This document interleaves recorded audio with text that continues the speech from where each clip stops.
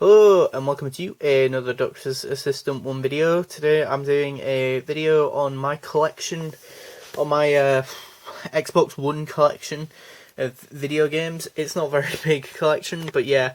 What was I going to say? First game, I've not booted this one up yet, and I started playing it, but I'm really looking forward to doing that at some point. In 2021. I got this for Christmas, so that's cool.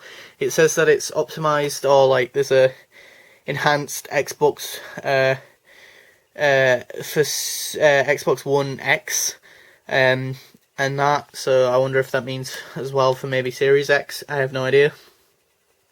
But if memory serves me right, it's a sort of sandbox action adventure sort of game, like proper sort of PS2 era sort of style game, which I'm not gonna lie, they're the kind of games that I really wish were more just the norm these days. But everything has to be like, you know, Cyberpunk 2077 and massive, big, huge open world games and that. And be like hundreds and hundreds of hours all the time, and yeah, and it's just fun from what I remember, because I vaguely remember playing it back in the day on PS2, and that of all things. I know heresy, seen as I'm a Microsoft fanboy clearly, but yeah, it's got vehicle combat, it's got, you know, like in the spaceships and that, and very funny dialogue, and you've got a jetpack, so there's quite a bit of verticality to the game. Very funny writing. Looks pretty good actually on Xbox from what I've seen. I've seen like Angry Joe did a video on this, and yeah, I'm surprised that it's on Xbox, because I was really worried. I was getting worried that it was going to be a PS4 exclusive for the longest time. Because every time anyone online was ever reporting about it, like GameSpot or Kotaku or whatever, they were always like, "Oh, this game coming to PS4, or Destroy All Humans coming to PS4," and I'm just like, okay, so it's an exclusive, I guess, yay! And it's like annoying, because again, most of the good games are exclusive to Sony, or Sony, yeah, exclusives. So it's like, I just wanted this one to be on Microsoft's Xbox. Halo 5 Guardians, I got this from CEX in town. I know that this one's not very highly regarded amongst Halo fans, and that in terms of the campaign, I remember it just being, I feel like the consensus was that 343 Industries shat the bed, and the reason why it's a bit naff, or like packaging wise, like why it's a bit not great condition, is because obviously I bought it second hand from CEX. So yeah, yeah, it's the last Halo game that's come out before obviously Halo Infinite, which got delayed, and yeah, I'm just kind of looking forward to just seeing what the hell this game's story or like campaign's gonna be like, because I recently yeah, sort of latter end of sort of 2020, sort of maybe September, October time, I think, or maybe even October into November, I beat Halo 4. I had the achievement for beating Halo 4 on normal difficulty, but I didn't remember what even happened with Halo 4, as in, like, it had been so long since I played Halo 4 on my Xbox 360 that I didn't even remember finishing it, even on normal difficulty. So I was just like, you know what, fuck it. If this game runs on it, my Xbox One S, I'll play it and then try and complete it, and I did. And so then logically I was like, I'm actually kind of curious where the hell 5 went to, because again, I've heard nothing but bad things about the campaign, that they shat the bed, but multiplayer wise I heard nothing but good things. And then vice versa with 4. Campaign, in retrospect, a lot of people have sort of softened up to it, like graphically it looks really good, and gameplay wise 4's not too bad, but then multiplayer wise Halo 4's shit, and they shat the bed there. But then, as I say, vice versa with 5, the campaign's shit, but the multiplayer was really, really good. And that, so I'm really, really intrigued to see where Infinite goes, because again, 343 only ever seem to be able to get one half of Halo right, or one half of the Halo ring right, as it were.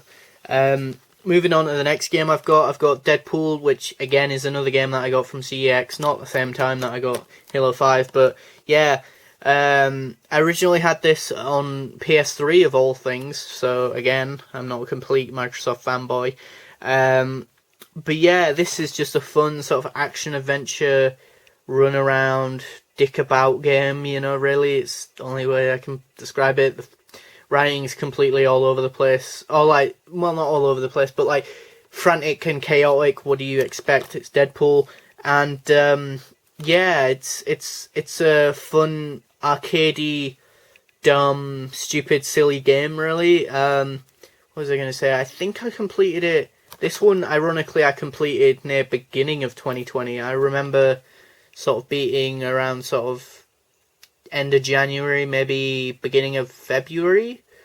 And I'm playing it now on the more difficult setting, because I played it on, I think, originally normal, but now I'm playing it on hard, if not maybe extreme hard mode difficulty. Yeah. Yeah, it's just a lot of fun and just stupid, silly fun, really. And I like the fact that the achievements kind of reflect that, I guess. Overcooked 2, I think I got this not this year, but maybe last year or the year before for Christmas, or 2-3 Christmases ago. Really good game by Team 17 and Ghost Town Games in that, I guess. Really fun sort of 2-player game, but I ironically didn't play this in 2-player. Have completed this game as well as Deadpool, and really fun game. Fun cooking simulatory sort of game. It's like a party game, but in the kitchen and that, and it's just really funny, really silly, over the top, and just chaotic, really. And I know Microsoft seem to be really buddy and doubling down on Overcooked. They've got the Ultimate Overcooked edition, where it's got 1, 2, and then all the DLC for 1 and 2 all bundled into one package, which looks cool, which I might have to look into. And then all the different chefs and stuff are really cool, different designs than them. Really sort of vibrant game, kind of reminds me of almost a Nintendo game. On the other hand, a less Nintendo-y game, you've got Doom 2016, which I remember, I'm pretty sure I bought this from Granger's Games back in the day, which, yeah, RAP Granger's Games. Man, I really like that shop.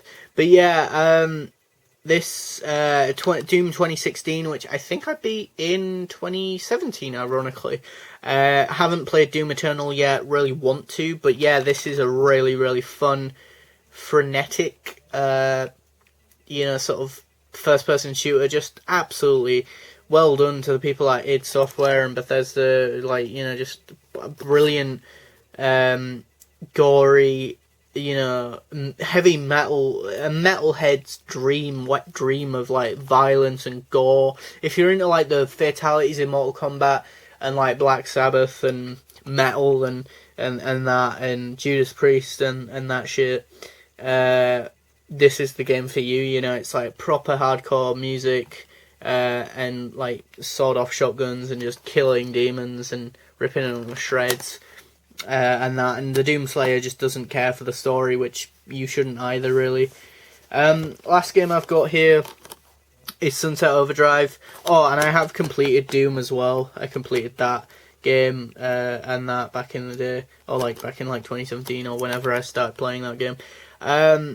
And then I've got Sunset Overdrive, which, yeah, I haven't completed yet at all, and I regret playing it when I did. I hate that about me. I play games, then dip out of them, and then just forget about them, or get stuck on them, and then, yeah, stop playing them, and then get a little bit further, and then, yeah, I bounce around a lot of different games and that kind of annoys me, whereas my older brother just sticks to one game and just hardcore plays that one game until he's probably burnt out on it.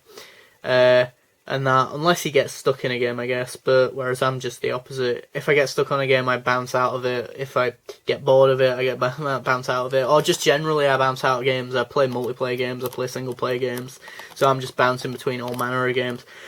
But, yeah, this one's kind of unique unique to me, because I didn't buy this game, I didn't pay for it at all. I got it from a friend at college, because his older brother basically had the digital version of this game, so they were just like, you know what, fuck it, give it to me, or just gave it to me and so that was pretty nice of them.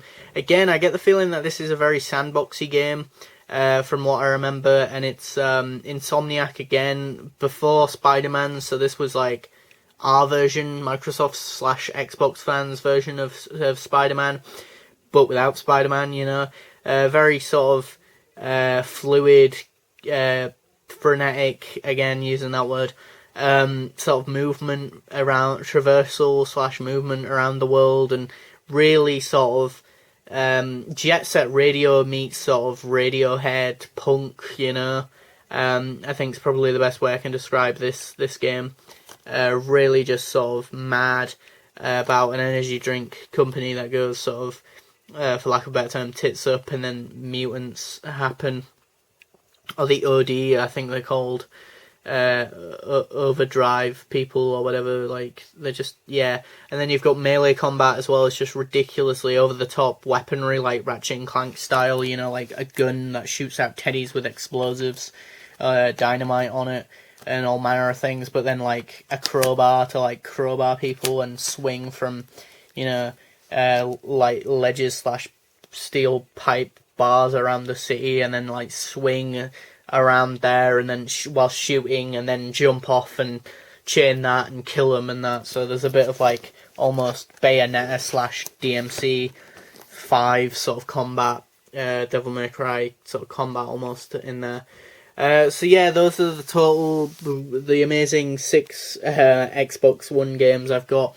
I've got quite a few digital games as well, actually, because even though I'm not part of Xbox Game Pass or Game Pass Ultimate of this recording, I have got Xbox Live, so I get games with gold. So occasionally, or more recently, I've been actually paying attention to that and being like, hey, this game might actually be worth downloading, even if it's like a 360 game, you know, like a Lego Indiana Jones game, or just what was it?